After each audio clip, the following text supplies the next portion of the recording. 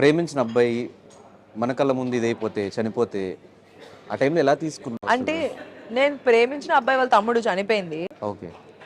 నీకు తెలుసు కదా తెలుసు మచిలీపట్నం అని. మచిలీపట్నంలో యా. ఆ రోజు సో నువ్వే ఉండి సో బేసిక్లీ అదొక తలుచుకుంటేనే ఏడుపు వచ్చేసింది నాకు.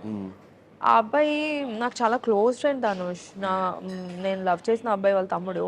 వాడు నేను డొక్కు అని పిలిచేదాన్ని వాడిని. వాడు నన్ను బజ్జీ అని పిలిచి అంటే మా వాడు నన్ను బుజ్జి అని పిలిస్తే ఇటు బజ్జీ అని పిలిచేవాడు. మా ఇద్దరికి ఒక డిఫరెంట్ ఫ్రెండ్షిప్ ఉండేది.